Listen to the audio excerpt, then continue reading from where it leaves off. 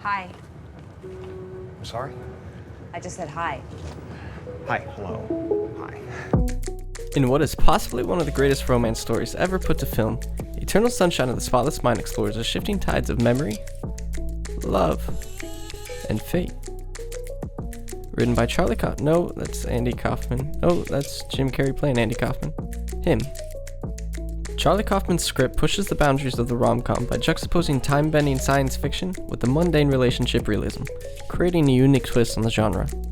Directed and co-written by Michel Gondry, known for his surreal style of music videos, the movie expertly blends practical in-camera effects with CGI to portray the fluctuation of memories over time.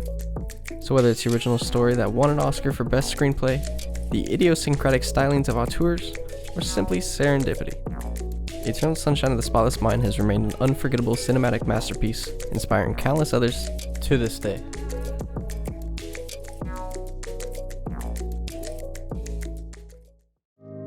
Released in 2004 at the height of more saccharine and traditional romance dramas like The Notebook and Garden State, Eternal Sunshine felt like a breath of fresh air for the genre. But with all its complexity and lo-fi energy, it was weirdly marketed as a wacky Jim Carrey rom-com. Seem to have lost him for a moment. Oh dear. Carrey surprisingly plays the subdued and shy Joel, while Kate Winslet takes the more ostentatious role of the controlled chaos that is Clementine. Sorry. You know me, I'm impulsive. And spoilers, I'm about to reveal some plot points and cinematic magic tricks. The film starts with what seems like Joel and Clementine meeting for the first time because their memories of each other were erased. Then, the stages of their relationship are non-linearly explored from Joel's perspective and tracked by the colors of Clementine's hair. As the story is told mostly from Joel's various memories, the second act of Eternal Sunshine becomes a sort of time travel movie. Sci-fi machine that the protagonist interacts with to visit the past? Check. Themes of regret and acceptance? Check. Machine malfunctions and comically inept assistant fails to fix it? Oh, you betcha, yeah. After all, doesn't everyone get the urge to revisit some of their happiest memories? Or change the bad ones? However, after getting cold feet about the memory erasure procedure, the couple hide in Joel's memories to avoid deletion. In one particular memory, where Joel and Clem are portrayed as children, Carrey explains that this was partially inspired by his own childhood. I mean, Charlie's scripts are as close to, perfect as you can get, and yet there was room within this for our relationships, and there was room for my memories of childhood and the row your boats and all that. True, It all comes from my life. Row your boat gently down the stream. Merrily. In another memory, the couple are in New York City as an entire circus, elephants and all, walk through the streets. This moment was captured spontaneously as director Michel Gondry decided to grab the crew and start filming the dreamlike scene. This flexible guerrilla filmmaking allowed for a kind of unrepeatable magic. Suddenly we just hear in the middle of everything, we hear, "The circus!" Like this, the circus is in town, circus is in town. They walk the elephants in through the tunnel, and it's the only way to get them to Madison Square Garden. So they walk through this parade at 12 o'clock at night. Of course, Michel doesn't even think twice. That's a great thing, he just goes, That documentarian-style mindset was a crucial aspect to the 1960s French movement known as the New Wave that aimed to bring a realism of day-to-day life into the previously more strict and theatrical conventions of movie making. From jarring jump cuts, to using long takes and camera movements in lieu of editing and vice versa, Michel Gondry approached the making of Eternal Sunshine with an auteur touch true to his roots. But more on that shortly. This blending of Carrey's childhood memories with Gondry and Kaufman's relationship baggage, some good luck, and a confident vision from everyone involved all coalesced into a bittersweet and beautiful portraiture of love over time.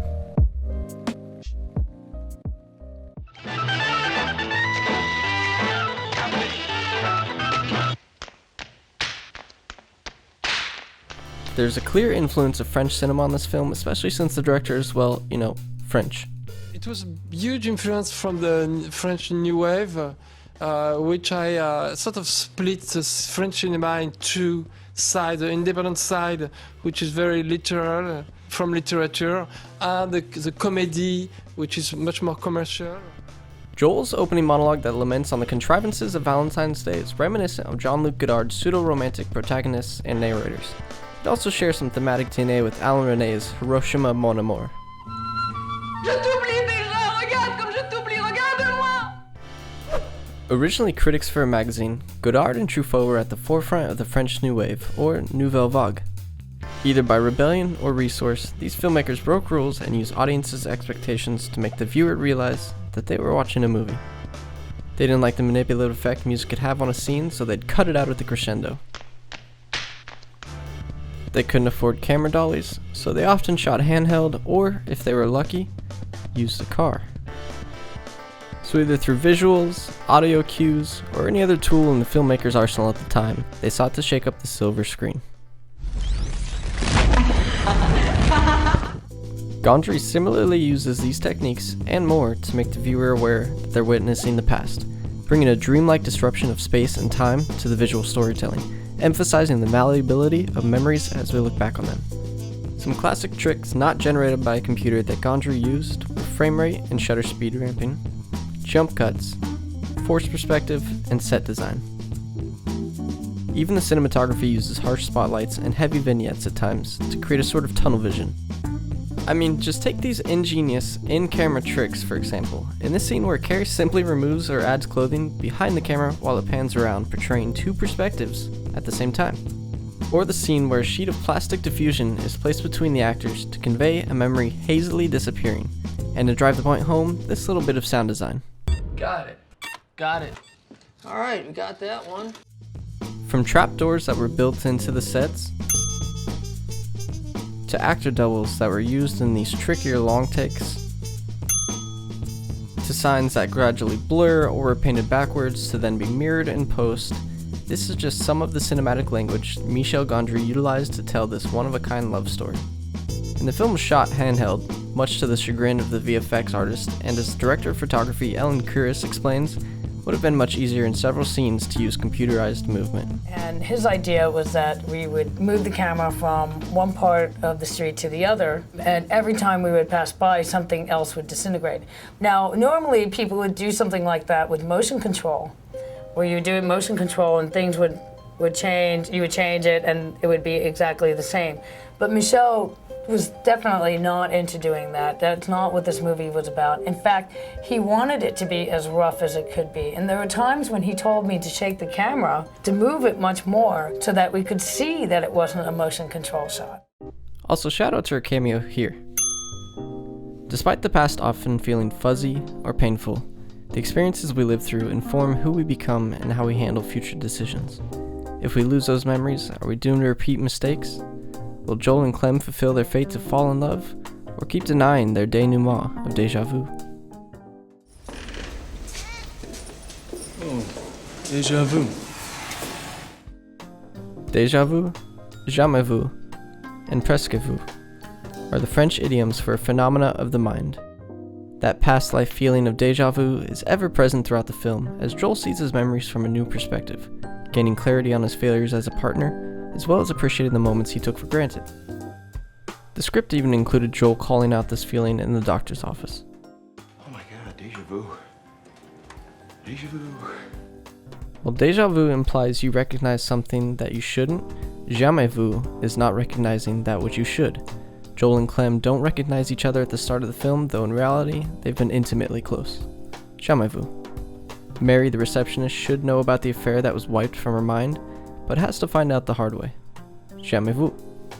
Similarly, presque vu, or the tip of the tongue sensation, is like almost remembering something just beyond recall, and is conveyed through Clementine's mental breakdown when Patrick toxically exploits romantic bits of her and Joel's former relationship, gaslighting her just to get into her pants. Tangerine. You look like a tangerine.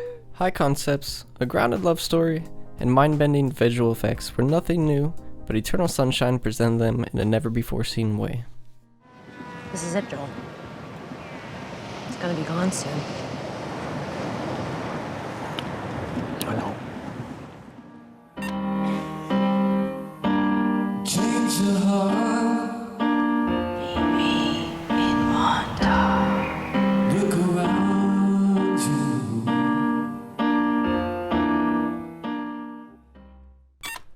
Finally, Eternal Sunshine had an immeasurable impact on artists of all kinds. In an interview with TravelingBoy.com, Jeremy Saulnier, the writer-director of films like Green Room and Murder Party, cites Clementine's hair dye as an inspiration for the title of his incredible 2013 indie thriller, Blue Ruin. It's called Blue Ruin. Right. Snappy name, huh? 2 blue ruins.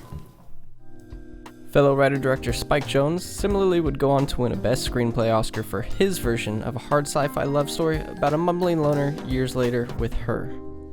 Both Spike Jonze and Michel Gondry cut their teeth on music video experimentation, and both went on to make movies based on pre-existing IP that weren't exactly box office smashes, with Green Hornet and Where the Wild Things Are, respectively. Weirdly, they both also got their big break with scripts from Charlie Kaufman's writing in Eternal Sunshine and Being John. Malkovich! As for other sci-fi cinema, the familiar frequencies of Eternal Sunshine can be felt throughout Her, About Time, Source Code, and even The Lobster. However, Eternal Sunshine's influence extends beyond just the silver screen. In a 2015 interview with Substream magazine, frontman of the band Circa Survive, Anthony Green, explained the effect the movie had on his songwriting at the time of their 2005 debut album, Juturna. The ethereal track Meet Me in Montauk, with lyrics reminiscing on a past love, probably pays the most direct homage.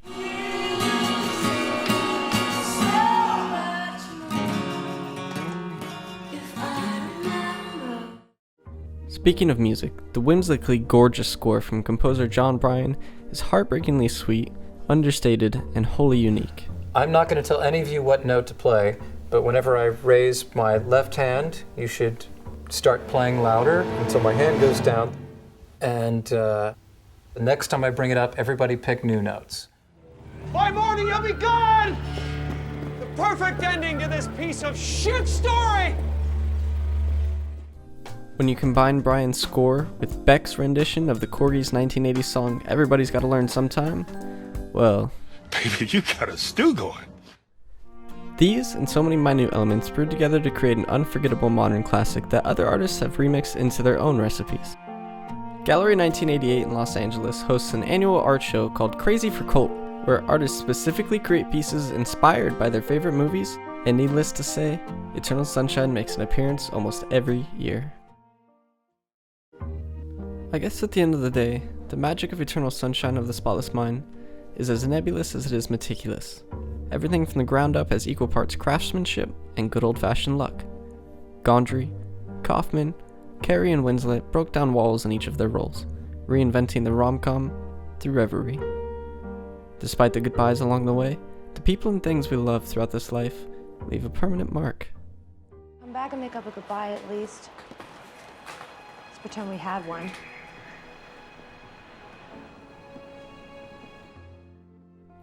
After all, isn't it better to have loved and lost than to have never loved at all? What if you could go back and lose it all over again? And again? And again?